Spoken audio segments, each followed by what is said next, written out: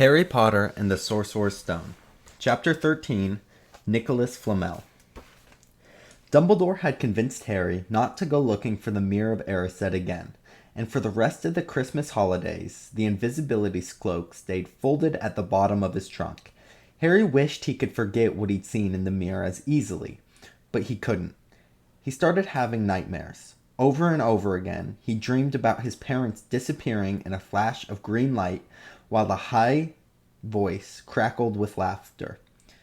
"You see, Dumbledore was right. That mirror could drive you mad," said Ron, when Harry told him about the dreams. Hermione, who came back the day before term started, took a very different view of things. She was torn between the horror of the idea of Harry being out of bed, roaming the school 3 nights in a row. "If Filch has caught you," and disappointment that he hadn't at least found out who Nicolas Flamel was.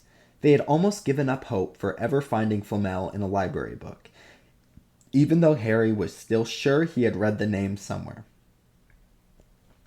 Once term had started, they were back to skimming through books for 10 minutes during their breaks. Harry had less time than the other two, because Quidditch practice had started again. Wood was working the team harder than ever. Even the endless rain that had replaced the snow couldn't dampen his spirits. The Weasleys complained that Wood was becoming a fanatic, but Harry was on Wood's side. If they won their next match against Hufflepuff, they would overtake Slytherin in the House Championship for the first time in 7 years. Quite apart from wanting to win, Harry found that he had fewer nightmares when he was tired out after training. Then, during one particularly wet and muddy practice session, Wood gave the team a bit of bad news. He'd just gotten very angry with the Weasleys, who kept dive-bombing each other and pretending to fall off their brooms. "Will you stop messing around?" he yelled. "That's exactly the sort of things that will lose us the match. Snape's refereeing this time, and he'll be looking for any excuse to knock points off Gryffindor." George Weasley really did fall off his broom at these words. "Snape's refereeing?" he sputtered through a mouthful of mud. "When has he ever refereed a Quidditch match? It's not going to be fair, if we might overtake Slytherin." The rest of the team landed next to George to complain too. "It's not my fault," said Wood. "We've just got to make sure we play a clean game, so Snape hasn't got an excuse to pick on us." Which was all very well, thought Harry, but he had another reason for not wanting Snape near him while he was playing Quidditch. The rest of the team hung back to talk to each other, as usual, at the end of practice, but Harry headed straight back to the Gryffindor common room, where he found Ron and Hermione playing chess. Chess was the only thing Hermione ever lost at, something Harry and Ron thought was very good for her. "Don't talk for me for a moment," said Ron when Harry sat down next to him. "I need to He caught the sight of Harry's face. "What's the matter with you? You look terrible." Speaking quietly so that no one else would hear, Harry told the other two about Snape's sudden, sinister desire to be a Quidditch referee. "Don't play," said Hermione at once. "Say you're ill," said Ron. "Pretend you break your leg," Hermione suggested. "Really break your leg," said Ron. "I can't," said Harry. "There is no reserve seeker. If I back out, Gryffindor can't play at all." At that moment, Neville toppled into the common room. How he had managed to climb through the portrait hole was anyone's guess, because his legs had been stuck together with they recognized at once as the leg locker curse. He must have had to bunny hop all the way to the Gryffindor tower. Everyone fell about laughing except for Hermione, who leapt up and performed the counter curse. Neville's legs sprang apart and he got to his feet, trembling. "What happened?" Hermione asked him, leaning over to sit with him, Harry, and Ron. "Malfoy," said Neville. "I met him outside the library. He said he's been looking on someone to practice that on." "Go to Professor McGonagall," Hermione urged Neville. "Report him." Neville shook his head. "I don't want the trouble," he muttered. "You've got to stand up to him, Neville," said Ron. "He's used to walking all over people, but that's no reason to lie down in front of him and make it easier." "There's no need to tell me I'm not brave enough to be in Gryffindor. Malfoy's already done that," Neville choked. Harry felt in the pocket of his robes and pulled out a chocolate frog, the last one from the box Hermione had given him for Christmas. He gave it to Neville, who looked as though he might cry. "You're worth 12 of Malfoy," Harry said. "The Sorting Hat chose you for Gryffindor, didn't it? And where's Malfoy? And stinking Slytherin?" Neville's lips twitched into a weak smile as he unwrapped the frog. "Thanks, Harry. I think I'll go to bed." "Did you want the card? You collect them, don't you?" As Neville walked away, Harry looked at the famous wizard card. Dumbledore again, he said. He was the first one I ever... He gasped. He stared at the back of the card, then looked up at Ron and Hermione. I found him, he whispered. I found Flamel. I told you I'd read that name somewhere before. I read it on the train coming here. Listen to this. Professor Dumbledore is particularly famous for his defeat of the Dark Wizard Grindelwald in 1945 for the discovery of the 12 uses of dragon's blood, and his work with alchemy with his partner, Nicolas Flamel. Hermione jumped to her feet. She hadn't looked so excited since they'd got back the marks for their very first piece of homework. Stay there, she said, and sprinted upstairs to the girls' dormitory.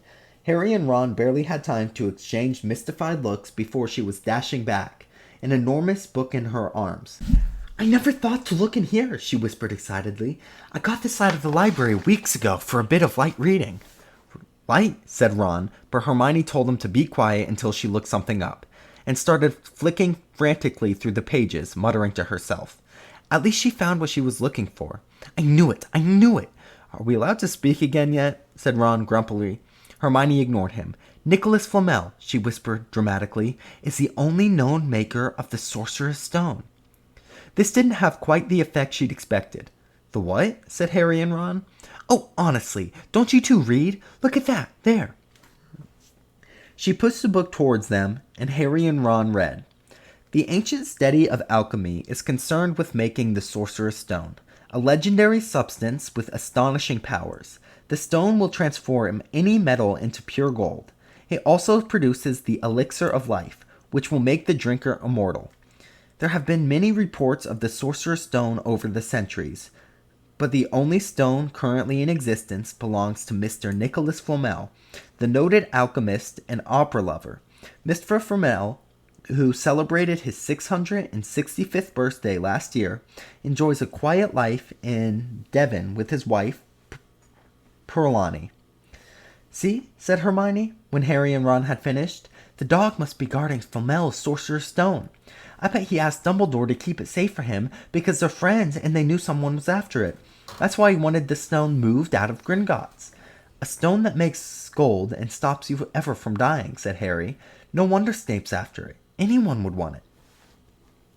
And no wonder we couldn't find Flamel in the study of recent developments of wizardry, said Ron. It's not exactly recent. He's 665, isn't he? Next morning, in defense against the dark arts, while copying down 5 different ways of treating werewolf bites, Harry and Ron were still discussing what they'd do with the Sorcerer's Stone if they had one. It wasn't until Ron said he'd buy his own Quidditch team that Harry remembered about Snape and the coming match.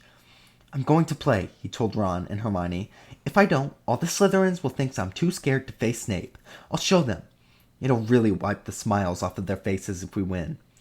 Just as long as we're not wiping you off the pitch, said Hermione. As the match drew nearer, however, Harry became more and more nervous. Whatever he told Ron and Hermione, the rest of the team weren't too calm either. The idea of overtaking Slytherin in the House Championship was wonderful. No one had done it for nearly 7 years. But would they be allowed to, with such a biased referee? Harry didn't know whether he was imagining it or not, but he seemed to keep running into Snape wherever he went. At times, he even wondered whether Snape was following him, trying to catch him on his own. Potions lessons were becoming into a sort of weekly torture.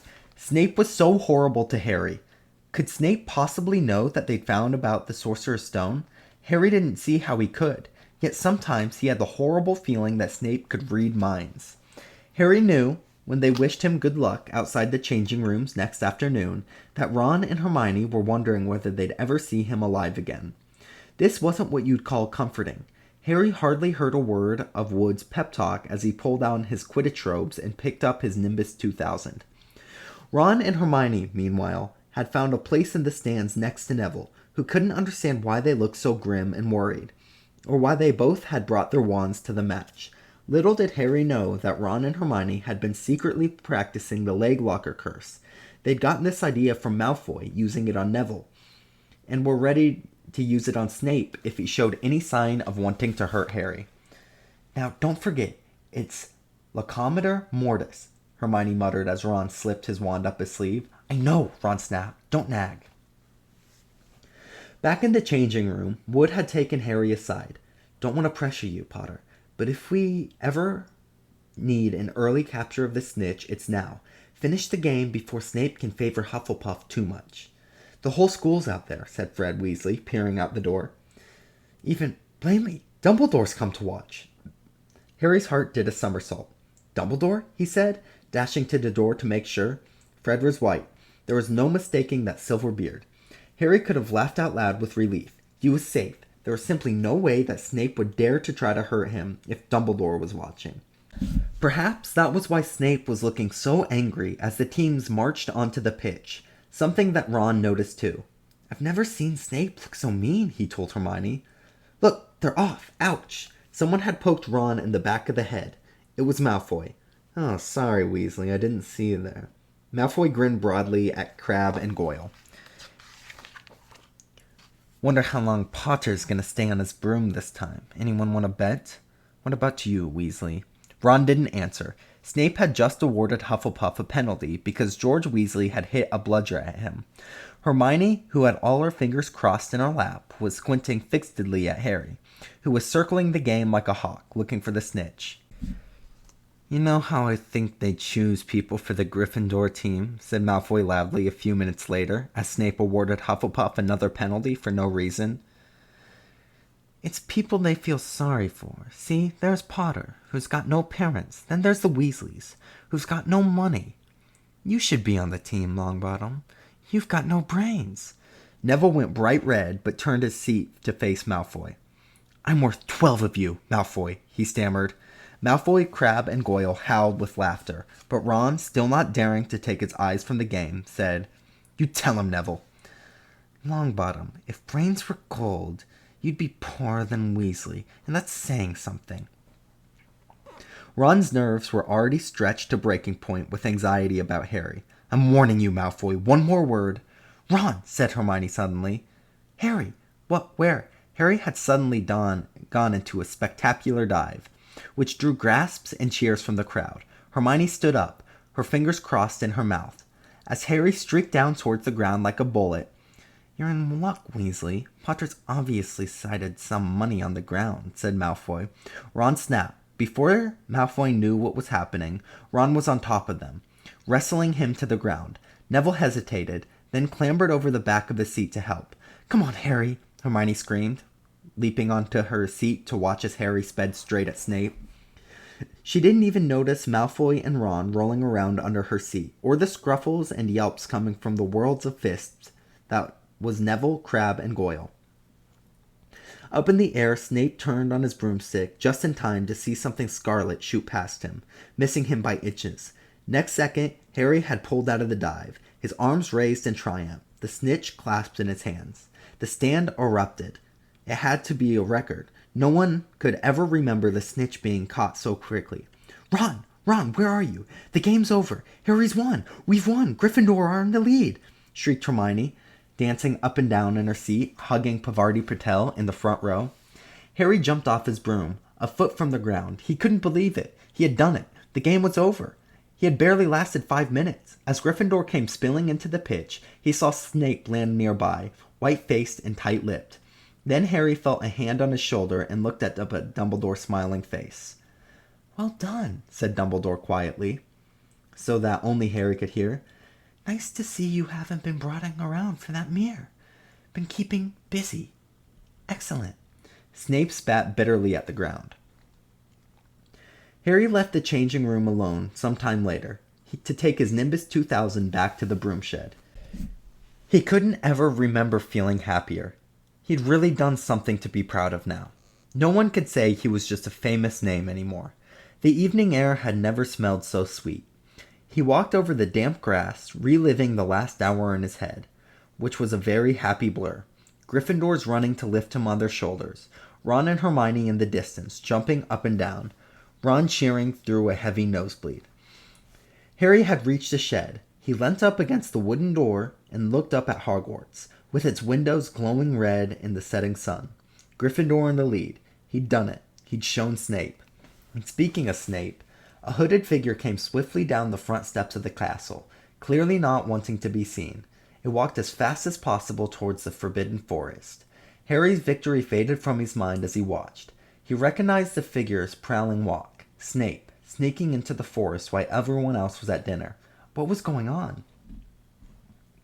Harry jumped back on his Nimbus 2000 and took off, gliding silently over the castle as he saw Snape enter the forest at a run. He followed.